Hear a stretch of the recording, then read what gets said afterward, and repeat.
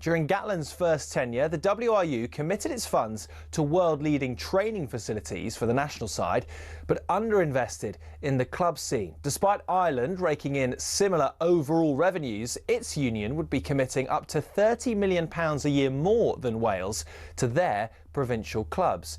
In 2023, a report found the WRU had flitted away an £84 million TV deal on the purchase of a Cardiff hotel and a zip wire above the Principality. At the same time, the regional budgets and salary caps were being slashed, and they're still being cut. Add this to a distinct lack of player pathways when compared to the private school-fueled setups in Ireland, Scotland and England, the continuous rise of football's popularity and generational talents going elsewhere. It all meant when Abby Tierney became CEO, having never worked in sport before, she had a mountain to climb. And yet the beauty of sport, of course, is it isn't played in the boardroom, and sometimes it takes surprisingly little for the narrative to shift almost overnight. When Gatland left for the second time, interim coach Matt Sherratt only had 3 training sessions before Wales' next game, but the team looked unrecognisable, and all he did was pick players in the right positions and provide a bit of attacking structure. Suddenly, Wales were back pushing Ireland to the wire. As Gatland's first tenure taught us, for Wales' success to be sustainable, once the books are balanced, the regions need more money, salary caps need boosting, player pathways need investment. But it doesn't have to mean Wales lose every game in the meantime.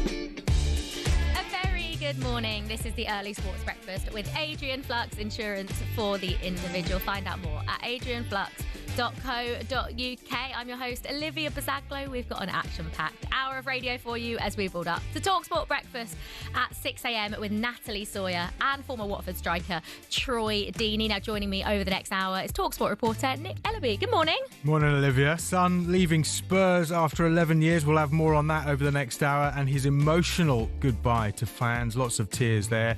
Arsenal new boy Victor Gyökeres outshone by a former gunner on his first start for the club. We'll get the lowdown on Arsenal's friendly with Villarreal. And Sheffield Wednesday, okay to play their first game of the season. We're building up to the return of the Championship, and we'll bring you the front and back pages of the newspapers this morning as well. Thank you very much, Nick. This is the Early Sports Breakfast here on talkSPORT. Right, it's the Early Sports Breakfast on talkSPORT with Adrian Flux Insurance for the individual. You can find out more at adrianflux.co.uk. Happy Thursday. We're getting closer to the weekend and closer to the return of the Championship, which obviously kicks off tomorrow evening. I'm very, very excited. Football has... I've sort of missed it, even though it hasn't been gone for very long. And obviously it came back last weekend with obviously the return of the Football League. But... there's nothing like the Championship and the Premier League, is there? So very, very much looking forward to that. What I've also been enjoying as well is I've been, enjoying the weather because I love being in the sun, and line biking. I've really got on board with line biking recently, and I've just been line biking everywhere. I line biked for like 45 minutes yesterday, and everyone that knows me knows I hate exercise. But I suppose on line bikes, you don't actually need to do much exercise, do you? Because it does it for you. But I just enjoyed like a leisurely cycle through London yesterday, which was very, very nice. I don't think I'll be doing it on the way back from this shift because I might fall asleep because I'm very tired. But anyway, welcome along to talkSPORT Early Breakfast. talkSPORT Early Breakfast. Now, obviously, there has been a lot dominating the headlines, but after 10 years, 454 games, and 173 goals, Heung-min Son has now completed his move from Tottenham Hotspur to Los Angeles FC. I mean, if there was ever a place to go when you're 33 years old and you've just finished playing in the Premier League, it's LA, isn't it? And he dropped an emotional love letter to Spurs fans last night on the club's social media channel. When I suffered, you were still there. You stayed with me. and I stayed with you.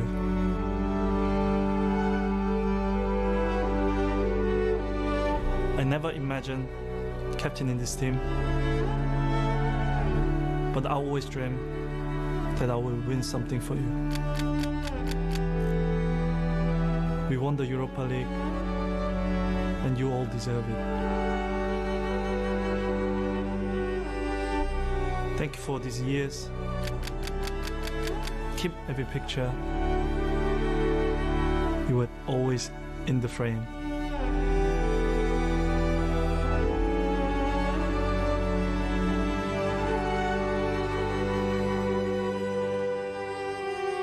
Thank you so much. Love, Sonny. I shouldn't laugh, but that is like one of the most I think it's the music. The music makes it like so. I know it's like meant to be a love letter, and it's obviously very sad that Son is leaving Spurs and the Premier League. But like, I don't know, it felt like I don't know if weird's the right word for a goodbye. Did it need the music? I don't know. I suppose Spurs fans are probably really emotional. And obviously Son is very emotional as well after leaving Spurs. After 11 years. One of the best players we've seen in the Premier League recently, I think. And definitely one of the best finishers, I would say.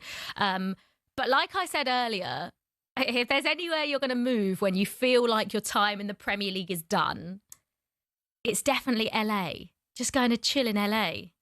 LAFC, unreal club as well. However, they have paid £20 million for Son, but in his press conference overnight, Son admitted he wasn't always set on a move to LA. If I'm honest, it was not my first choice, but first call when I had to join after my season finish, and he just changed my mind. You know, he changed my heart, he changed my brain. So he showed me the destination where I should be, and look, right now I'm here. I'm more than happy. I'm so excited seeing all. Look, I mean, living after the club that I spent most in the 10 years time, I think it was obviously very emotional because I gave it all. So, and I feel like inside of my deep side of me, I just say I was very empty, and because I've felt like I gave it all. So, and then I just felt like I need a new chapter. I need a new challenge, which is that I choose LAFC, and obviously I'm very. Think we can say I'm old, but I still have a good physicality, good legs, and still have a good quality. So I wonder where Son not wanted to go, but I wonder where if he wasn't always set on a move to LA and LAFC, then where did he want to go first? I wonder if we'll ever find out. Probably not, to be honest. Now, this was very funny. I say very funny. Also very awkward. Because local politician, I don't know why I'm laughing, local politician, LA Councilwoman Heather Hutt, seemed to think that Son might be able to help Mauricio Pochettino's US men's national team to World Cup glory next year. Take a look at this. No pressure, but when we, you know what I'm going to say, right? But when a World Cup comes, we're expecting a win here in Los Angeles for the USA, aren't we, everybody? And there you go. And so we're here to support you to get that done. So welcome. I bought something because my grandma taught me don't go somewhere without bringing a gift. Actually know what to say about that. Just not quite sure that's how it works. You move over to America and suddenly he can become American and help them win the World Cup. Yeah, that might be one of the most embarrassing things. I mean, bless her. She obviously clearly doesn't. Yeah, that's why she's in that job and maybe not working in football. But anyway, yeah, I don't think Heung-min Son will be helping US men's national team win the World Cup. To be honest, even if he did play, I'm not sure they have a chance anyway. But you never know. Of course, Son captained Spurs to Europa League glory last season, ending their 17-year wait for a major trophy. He obviously won the Puskas Award there for that goal against Burnley as well. Remember that, when he ran it round the whole team pretty much from inside his own half, and he consistently performed to such a high level, didn't he, over a decade at the club. I think one of the most likeable players in the Premier League as well. And on Hawksby and Brooker, former Spurs striker Jermaine Defoe extended his best wishes to Son and reflected on his remarkable time at the club. Around the place, the way he conducted himself, you know, the support that he brings with him. You know, I come across him a few times, and you know, the love that I get from him, like genuine love, and just an amazing player. Over 170 goals for Tottenham, European trophy, captain, led by example. He was one of those, you know, captains that would scream and shout, but he led by example. In how he went about his business every day. So you want to wish him all the best. It'll be strange for him, to be honest. So when you've been at a football club for so long, I went through it a little bit. I was at Tottenham 9 years, and obviously I went to Toronto and that, and then just going to a different dressing room, putting on a different shirt. At first, it feels really strange, but listen, he's still got a lot of goals left in him, and I'm sure these people in the MLS are looking forward to watching such a great player play. I think Spurs is a really interesting talking point. Just first of all, on Son, I'd quite like to know from Spurs fans, is Heung-min Son a bigger legend than Harry Kane? And I think, I mean, I don't know, because obviously I'm not a Spurs fan, so I can't speak, but I feel like it's going to be split. A lot of people, I think there are going to be a lot of Spurs fans out there that will be saying Son is a legend, a bigger legend than Harry Kane, maybe just because of like the way in which Harry Kane left. And I suppose Son going to LAFC is a bit different than Harry Kane going to Bayern Munich to win trophies. And Spurs fans, what are you thinking about this season now? Obviously, Son's gone. James Maddison obviously picked up that awful injury in a pre-season game. Kulusevski's been pretty injury prone, hasn't he, as well? 03717 223344 is the number to call to tell me how you're feeling about the new season. And just one more thing on Son before we move on to their North London rivals, Arsenal. He's one of only 7 players to sit in the top 20 for both goals and assists in Premier League history. He's the 16th highest scorer in Premier League history, and he's the 17th highest assist maker in Premier League history. I think, like I said earlier, one of the best finishers we've seen, which actually makes that miss, was it against City? Was it against City, that big miss when Arsenal were trying to go for the league? That makes it quite like even more funny, because 99% of the time you'd bank on Son scoring that. But what a career he's had at Spurs, and I think a lot of people will be missing Son in the Premier League next season. But yeah, Spurs fans, get in touch and let us know how you're feeling ahead of the new Premier League season, which of course kicks off next weekend. Right, meanwhile, over to the other side of North London, Victor Gyökeres was upstaged by Nicolas Pepe as Arsenal lost 3-2 to Villarreal in pre-season. Nicolas Pepe scored the opener, and he didn't celebrate. I'll get onto that in just a second.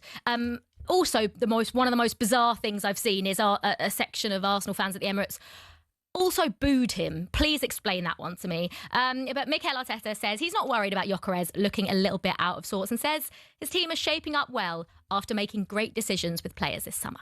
Every season has been a bit different. Last season, one for sure is that availability is something absolutely key. That has a huge impact in your chances to win the league or the Champions League. And last season, especially towards the last 3-4 months of the season, we really struggled with that. I think we made some great decisions to resolve that possible issue with a lot of players that have the capacity to play in different positions at the highest level, and I think we are stronger. That was Mikel Arteta talking there. After the game, talkSPORT reporter Ian Abrahams caught up with new Arsenal signing Christian Nørgaard.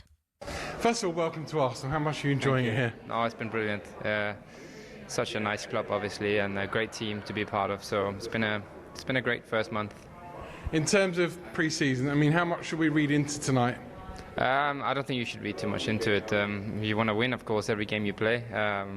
But again, still a lot of positives. Just the execution in both ends that was not good enough in certain situations.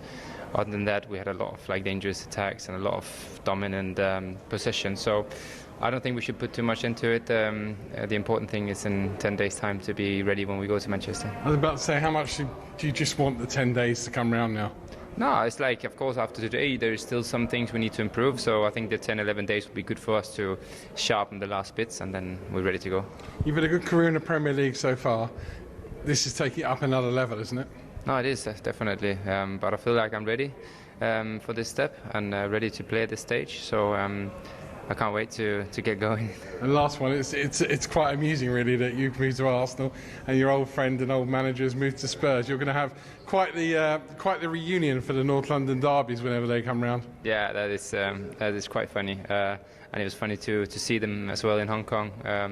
Had a long talk with both Thomas and a lot of the other staff after the game, so it was really nice to see them, of course. And on a personal level, I wish them well, but I know the rivalry is big here, so yeah. At least when they play us, I don't wish them any well. Well, that was new Arsenal signing Christian Norgard talking. I mean, but this just baffles me, this whole thing. I mean, Arsenal fans, obviously lost back-to-back games in pre-season now ahead of Man United next weekend, next Sunday. I remember Arsenal last season having a very good pre-season and it felt like it set them up really nicely going into the new season. So I wonder, Arsenal fans, do you care about losing back-to-back games in pre-season? Are you bothered by that at all? And someone needs to explain to me why on earth Nicola Pepe got booed in a pre-season friendly at the Emirates. It's one of the most bizarre things. I mean, I didn't watch the game, but I know a section of the Arsenal fans booed him. Why?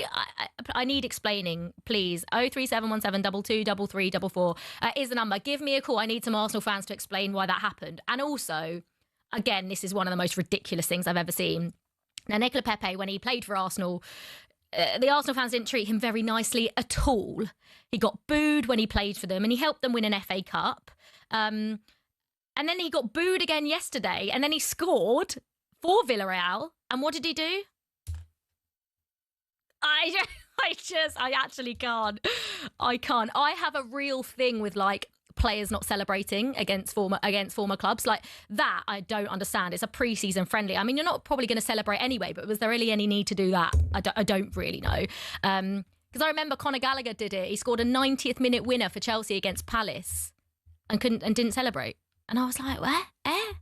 You spent a year on loan at a club. It's not like you spent 10 years at a club and you're suddenly playing against him. So, I mean, Arsenal fans, what do you make of Pepe getting booed? Would you have cared if he'd celebrated in the slightest?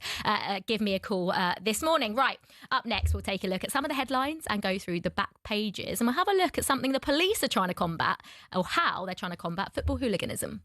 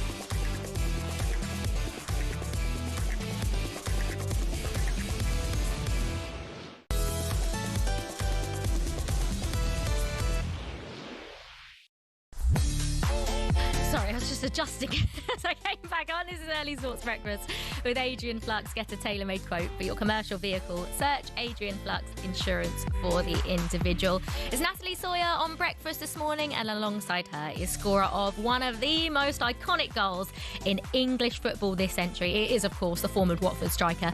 Troy Deeney will be joining Natalie. Don't forget you can listen to all of our stations on the talkSPORT app.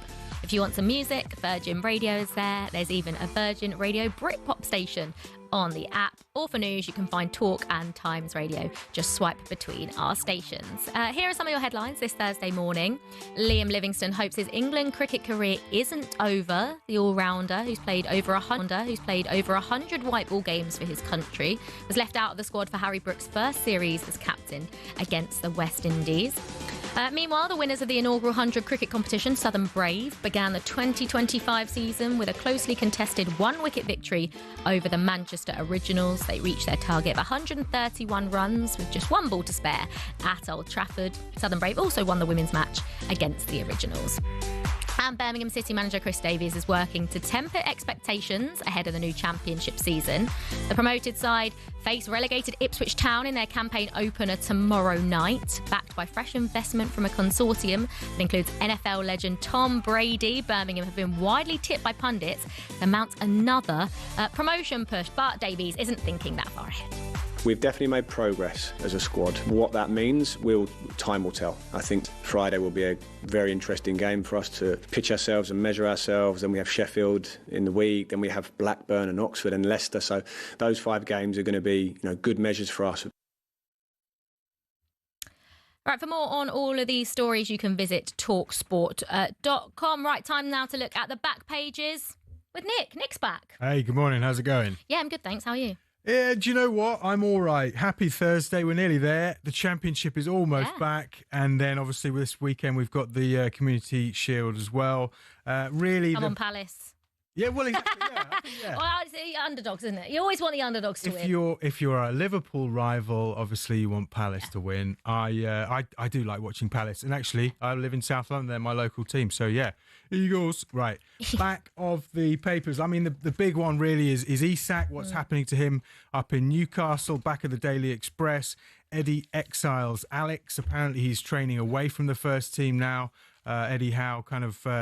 We'll see how he's treating Isak, and this is the transfer saga of the summer, isn't it? Yeah. There's always one, isn't there, that drags on and drags on, and I wonder when it's actually going to get resolved, because obviously now that they've lost out on Šeško, Benjamin Šeško. Yeah. Now they've lost out on him. I wonder what's going to happen now with this ripple effect of Isak going to Liverpool, because I think Liverpool do need someone. But as for Eddie Howe, we were saying, what is he supposed to do in this situation?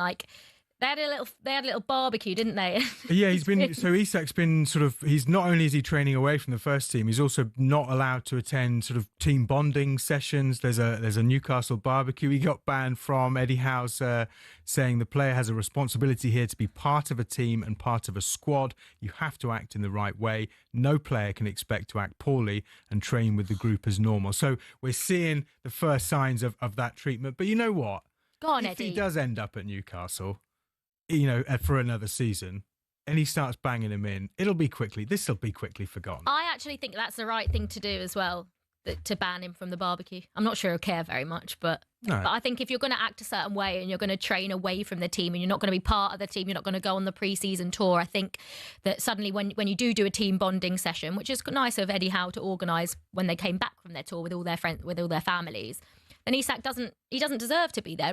Listen, he's a professional, and I hate the refusing to train and all of that stuff. I don't think it's acceptable as a professional player. A very strange situation when he went back to his old club, Real Sociedad, to train on his train own by himself. I mean, obviously he wasn't taken to the pre-season tour, but Simon Jordan, interestingly, the other day saying, again, not a huge amount Eddie Howe can do, but he doesn't think Isak would have the balls to put in a transfer request at some point if Liverpool come back in with a bigger offer. And we've got a few weeks left of the window. Liverpool need someone as well. You're right. I know it sounds ridiculous, but obviously with the heartbreaking news of Diogo Jota and then the sales of Luis Diaz and now Darwin Núñez as well, they're quite light in those forward positions. Jota was such a good striker, such a good finisher, great in the air as well, and offered them so much. Absolutely. It's so sad. Yeah, God rest his soul. I saw that. There's been a lot of really good tributes there out in Spain as well. So yeah, you're right. Liverpool, even though we had Mark Lawrenson on breakfast saying that if they do get Isak, this would be the best Liverpool squad ever assembled, which is a huge. I'm not sure I agree with that. Well, he was in probably the best one. So if anyone, true. Yeah, if anyone can make that call. He can. It's very true. And then really, look, this is a really interesting story, Olivia. We were chatting about this earlier. On the back of the Times, Martin Ziegler, the chief sports reporter, hooligans to be sprayed. So a police force is going to give their officers at football matches this invisible tagging spray, which they say can be used to mark troublemakers and help them be identified months later. Cheshire Constabulary, they say this is called selector DNA spray. So it's basically like a sort of DNA traceable thing they've got. And it'll be used at League One matches, beginning with Crewe Alexandra against Accrington Stanley on Saturday. So if you're attending that match, stay out of trouble. Is this allowed? Well, it doesn't feel like it should be allowed. Apparently, the kind of this traceable thing they've got in the spray can either sit on your clothes or on your skin for months. So if then don't wear the same clothes. If you're going to football, don't wear the same clothes 2 games in a row. Well, the skin thing can't be helped. We can't advise people to get into trouble. What to do if they get into trouble. Obviously, people should be staying out of trouble at football matches. It's a family occasion. But listen, it does bring that question into focus about the sort of human rights, about the treatment of fans, and also, as Kane was saying overnight to Paul Ross, what happens if you go home and then hug your friend, your girlfriend, your kids? Does it come off? Yeah. Does it come off onto them, and will they then show up if so that later on the police can apparently sort of shine a UV light on you, on your clothes, on your skin, and this spray will then show up months later down the line. So interesting development in police work. Yeah, that's blown my mind a little bit. Absolutely. I'm not sure how I feel about it. Well, yeah, we encourage everyone not to get into trouble at football. Don't do it. Thank you very much, Nick. Cheers. Up next, we'll find out how Andy Goldstein got on in a professional 9-ball pool tournament out in Florida. And we'll hear from Adam Wharton on Crystal Palace's aims for this season.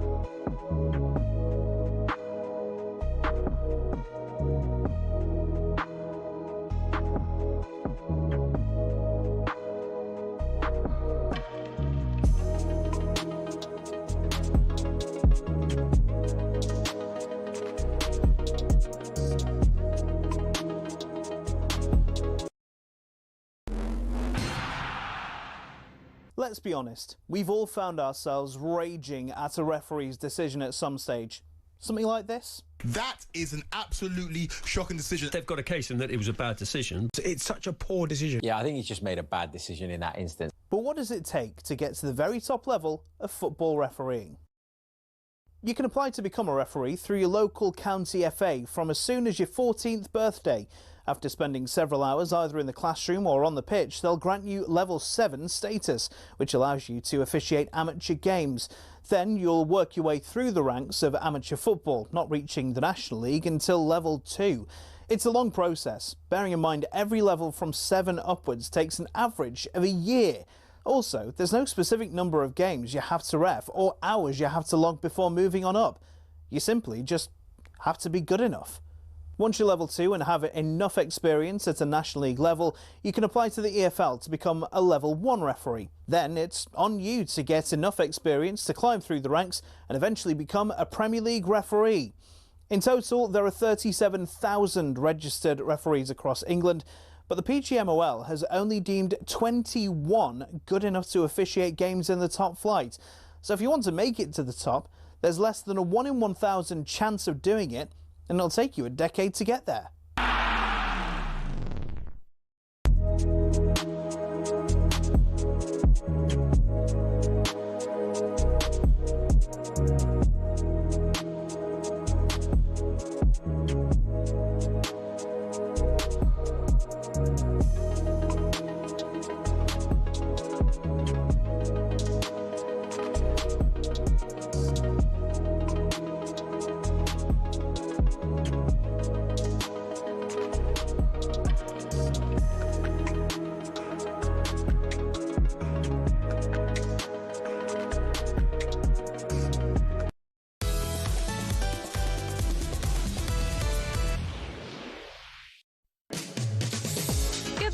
This is Early Sports Breakfast with Adrian Flux, the cover you need at a price you'll love with What Van's Insurer of the Year 2021. Find out more at adrianflux.co.uk. Don't forget you can watch the show as well and all the talkSPORT shows on your smart TV and on YouTube. Some of the headlines you're waking up to this morning. Katie Boulter hopes to end her 3-match losing streak when she plays in the first round of the Cincinnati Masters. Later, she faces world number 40, Olga Danilovic. A victory for Boulter would set up a second-round clash with British number 1 Emma Raducanu at the WTA 1000 event. Sine Cartel takes on France's Caroline Garcia, with Jacob Fernley taking on Zizou Bergs of Belgium in the men's event. Lee will move up to second in Rugby League Super League with a victory at home to Leeds this evening. The Leopards have now won 4 matches in a row since defeat to tonight's opponents in the reverse fixture. A win for the Rhinos will be a boost for their playoff hopes. And Ipswich Town manager Kieran McKenna believes veteran defender Ashley Young will bring invaluable experience to his side as they target a return to the Premier League. The 40-year-old has signed a 1-year deal at Portman Road following his departure from Everton. Having previously worked with Young during their time at Manchester United, McKenna is confident in the qualities the seasoned campaigner still offers. He's still an excellent footballer, I have to say. Top competitor, top professional, wants to train every day, enjoys football, top quality decision making, technical execution and desire to win. And that's what sustained him for his career, probably alongside some pretty good genetics. Well, Ipswich begin their season against Birmingham tomorrow night. We've got that game live for you on talkSPORT. That's one of 5 championship games live on the network this weekend. And for more on all of those stories, you can visit talksport.com. Right, this morning then, we have been talking about Heung-min Son's move to LAFC. And it sort of got us talking about whether he's a bigger Spurs legend than Harry Kane. We've got a caller on now. Darren, the Spurs fan, is on the line. Morning, Darren. Morning. I suppose the first question is, do you think Heung-min Son is a bigger legend than Harry Kane? Yes. And why? Because it's the way he when he plays for the club, you see he genuinely cares. And compared to Harry Kane, I mean, yes, he loves the club, but you can see how much Son loved the club as well. And I just think he was a better player than Harry Kane. And okay, so not only do you think that he's a bigger Spurs legend than Harry Kane, you also think Heung-min Son was a better player than Harry Kane. Yes, because I think what you have to take into account is he was actually doing his job the way he should have been doing. And I think Harry Kane wasted by coming back all the time. Because I reckon Harry Kane could have scored more goals if he stayed up front and was more selfish. Yeah, I think. Sorry, carry on, Darren. And I think when you look at it, also he was a better player. There was more positions he could play than Harry Kane, and I just personally think he was a better player. Yeah, but he could play more positions than Harry Kane, but is that because as a sort of winger, there are just more attacking positions? Like Harry Kane was an out-and-out number 9, so he was only going to play in that number 9 position, whereas Son could play on the left, he could play on the right, and he could play through the middle as well.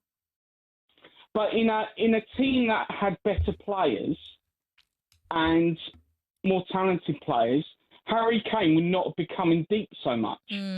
And to me, Harry Kane, yes, he's got a lot more talent than a normal striker. But to me, Son, look when Harry Kane got injured, Son was scoring goals for fun. Yeah.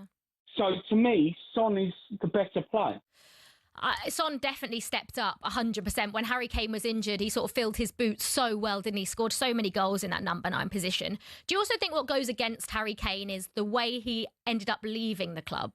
The fact he then went to another big side in Bayern Munich to try and win trophies. Do you think that then goes against Harry Kane compared to how Son's leaving the club?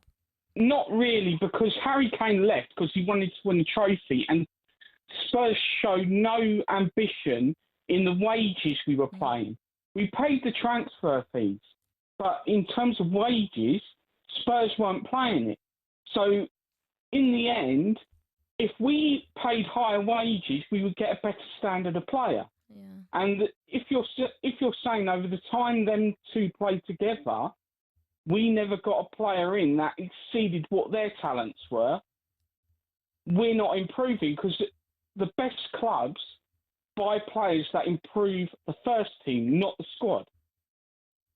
Yeah, I agree with that. And obviously now that Son is leaving, how are you feeling about the new season? Obviously, Thomas Frank in charge, but those attacking positions, obviously, Son's left. You've got Maddison that picked up that awful injury in pre-season, so it looks like he's going to be out for a good while. Kulusevski's had his injury problems. How are you feeling about Spurs' attack going into the new season, Darren? I don't know. I think it's a bit of an unknown. And also, I think the bigger problem is how good the goalkeeper really is, because I don't actually rate him highly. I think he's a bit of a flash in the pan. 1 minute he's good, the next minute he's diabolical. I think we need at least 4 players. I think we need a defender, a central defensive midfielder, a goalkeeper, and a winger. So you basically need a player in every position if Spurs. Well, obviously, I mean, we know where Spurs finished last season, but what are the aims then? If you go into the season with the squad that you currently have, where are you aiming for as a Spurs fan? Well, for me, I don't want to be aiming there, but I think the best position we can possibly finish is top 10. Top 10. I mean, I suppose that would be an improvement on last season, actually, if you should finish 17th. So yeah, but I don't think we've got a lot of our players are potential. They're not ready-made talent, and that's the problem. We're buying potential. We're not buying ready-made talent. We need to buy the 2 players I would target are both at Palace, and that's Mark Gahey and Eze. I mean, Mark Gahey does look like he could become available. I think both of those 2 would be very, very, very good signings for Spurs. Do you not think that Thomas Frank then maybe could improve the players that you've already got, given what he did at Brentford? He can improve the players, but as I said, some of those players are so young. Some of them are in their teens, and when you're going against... The reason why it worked for Man United when they had kids is they had those experienced players alongside them. You can't just do it with full team of youngsters, it just isn't possible. Yeah, I agree. And just finally, before I let you go, Darren, I don't know if you saw the Club World Cup final and what Chelsea did to PSG, but how do you think you're going to fare in the Super Cup next week? I don't know. I didn't think we would beat Man United. I thought we would lose that. But come on, it was to call it a World Cup final. It was a European Champions League too. I mean, come on, it wasn't worth it. You had all the European sides were basically end of season, so you didn't have them at their best. Imagine if PSG and Chelsea were in middle of season. You can only beat who's in front of you, Darren. You can only beat who's in front of you. Yeah, but I'm not saying you did. I'm just showing it how poor the quality is behind it. You take the European sides out of it, it's not a good tournament, because PSG and Chelsea in the final, I think it shows how poor, and all it really is about is money for FIFA. It's a poor tournament. Well, if you're in it next time, Darren, you might think differently. But thank you so much for getting in touch. That's Darren, the Spurs fan there, that actually thinks Son Heung-min is a bigger legend than Harry Kane. We'd love to know what you Spurs fans think. Next Wednesday, we've got Spurs versus PSG in the UEFA Super Cup live right here on talkSPORT. Right, Nick is back with the front pages. Nick. It's a front page throwdown. Oh, what a move. The front pages first on the early sports breakfast. talkSPORT. I've got the front pages. You've got the front I'm pages. throwing them down. Listen, quick question for you. Yeah. Would you buy a fake Chelsea shirt? Have you bought a fake Chelsea shirt? Have I bought a fake Chelsea shirt? I've got a few fake shirts, but I used to live in Brazil, and it's kind of like there's probably more fakes than real ones out there, and I've got a bunch of them. But I don't know. Would you do that? I don't think so. Because 7 people have been arrested after a £5 million haul of fake footy kits was seized. Police and trading standards teams have worked with industry suppliers to amass 67,500 items since the beginning of the year. Raids in Bolton, Nottingham, Shrewsbury, Burton-on-Trent over June and July this summer. So, I think football kits are too expensive. They are. And it's making people maybe do things they wouldn't do in other situations. 100%. I mean, I have just spent, £110 on the Chelsea shirt. It does have the gold badge and World Champions 25 on the back, however. Yeah. But I know they released like a special 200-year thing, and it was £200. For a bit of polyester? They are far too expensive. So I can understand why people are doing it, because... The new Southampton kit's nice this season. I think I might get one. It's quite retro. Are you a Southampton fan? It's Admiral, yeah. And it's we've got the new sponsor, P&O Ferries. So it's quite an apt sponsor for us. Moving on to the Daily Star. What's the loudest gig you've ever been to, Olivia? The loudest gig? Yeah. Can you... I don't go to many. You're not into the gigs? I'm not really into I don't know. I think people might find that weird, but... No, it's not weird. Listen, but Oasis's Murrayfield Stadium gig in 2009 rocked the stadium the most over the past 20 years. The Gallagher Brothers' last Scottish show topped the charts for the most powerful seismic concert, according to the British Geological Survey. It beat the Red Hot Chili Peppers in 2004, Kings of Leon in 2011, and Taylor Swift last year. So, and that Oasis tour rumbling on as well. And I had a choice between going to Oasis with one of my best friends. She got me a free ticket as well. I didn't even have to pay. She is a best friend. Or working at Alexander Usyk against Daniel Dubois a couple of weeks ago. Which did you go for? Which do you think I should have gone for? Well, working you earn money, so, I did pick the work. You got to hustle. I did pick, and I'm glad I did, because it was an undisputed heavyweight title fight, but I do think Oasis would have been more iconic. And I'm a little bit sad, because I feel like I'm the only person in the world that didn't go and see Oasis. I know, it's hilarious. Well, it's all going on. It looks like those Oasis gigs are just giving everyone pure joy, so long may that continue. Absolutely. Thank you very much, Nick. Right up next, we're building up to talkSPORT Breakfast. Troy Deeney will be joining Natalie Sawyer.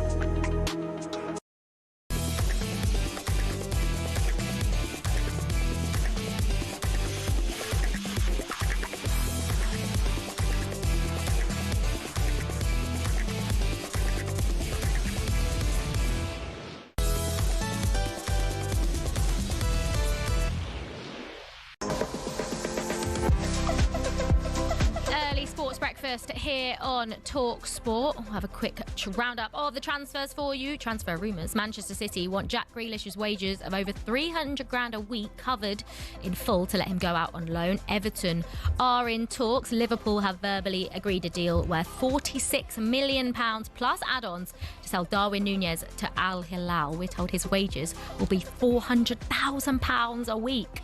Brighton do not want to sell Carlos Baleba amid interest from Manchester United. I was saying yesterday that I think a number 6 is perfect for Manchester United, exactly what they need. And Carlos Baleba is one of the best out there. Meanwhile, our transfer reporter Ben Jacobs has given us an update on Nicholas Jackson's potential move to Newcastle. Yeah, I think Nicholas Jackson and Newcastle could move. There were actually some initial talks even before the Šeško saga manifested as it did. There's an element, I think, here of plausible deniability from Chelsea's point of view, because if they are to sell Jackson for the right price, then it may suit all parties. But if he ends up staying at Chelsea, I think the last thing they want is to knock his confidence, especially after the 2 red cards against Newcastle and at the Club World Cup, to make the player feel that they were ever trying to force him out. So we have this slight paradox of Chelsea value Jackson, Chelsea are content if Jackson stays, and yet all signs point to the fact that they're actively exploring an exit, and right now he's more likely to go. And then I think you see João Pedro go at 9 with Liam Delap. If Xavi Simons comes in, he plays behind in the Nkunku role, and Chelsea's attack starts to take shape. So my read at the moment is there's a long time in this window left, and it remains more likely that Jackson departs. Sad times, don't want Jackson to go. Right, with a few weeks left of the window, are any clubs taking a look at Real Madrid's Rodrigo? Would he be a fit for one of the top sides? Surely he would be. Brazilian football expert Tim Vickery says that could work for both.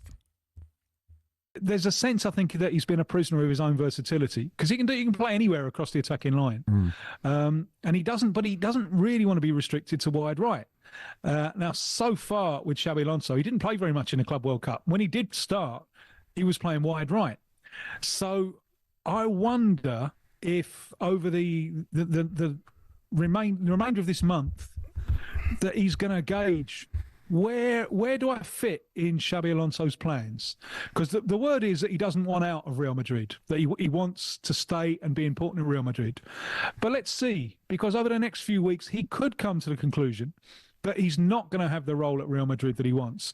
And surely he could go anywhere else and be king of the hill and have the attack built around him and operate wherever he wanted. And there's only really the Premier League where he can do that.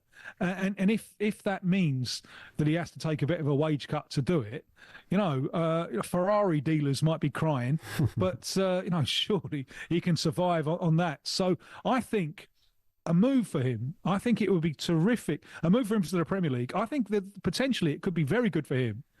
Fantastic for the Premier League and good for the Brazilian national team as well. So let's see with this one. I think potentially it could be one of the nice little Brazilian soap operas going on in the transfer window.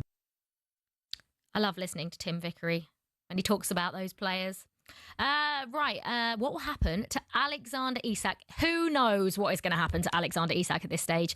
Liverpool legend Mark Lawrenson told Breakfast, if Liverpool sign Isak, it will be the best squad in the history of the football club.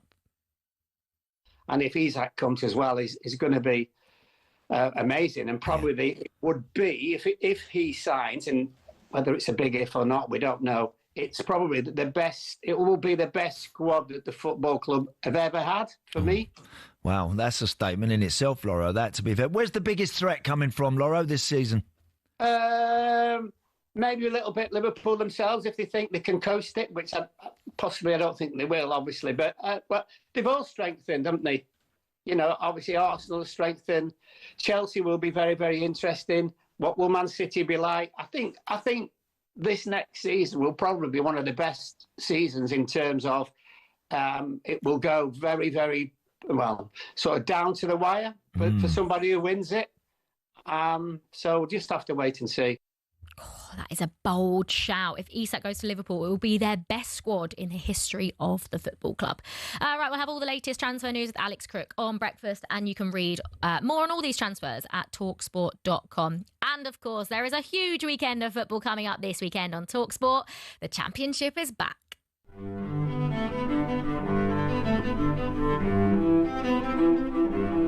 Johnson plays it through. Smodics is onside. Smodics hits it through the legs of Edison, and it's in. What a start for Ipswich Town. It's going to be tough. I think we're going to be, made to work for every single point. Goes right to Harmer into the penalty area, shooting and scoring. A lightning break from Sheffield United. Wrexham able to build from that. Ollie Rathbone, edge of the area, right-footed shot, and a screamer to open the scoring, and the race course crowd. Good ball inside the area, and Stansfield does it again. And Birmingham City have turned this around, and they lead. Well, I want these players to know they have all the support they need for them to go out there and accomplish their goals. And then Downs! And Flynn Downs has driven in the equaliser, and Southampton have come up with the equalising goal. Gets the cross in left-footed, Radoni! Coventry lead! Comes back to Ayew, hits it well! Hits it into the bottom corner! 2-0 to Leicester City.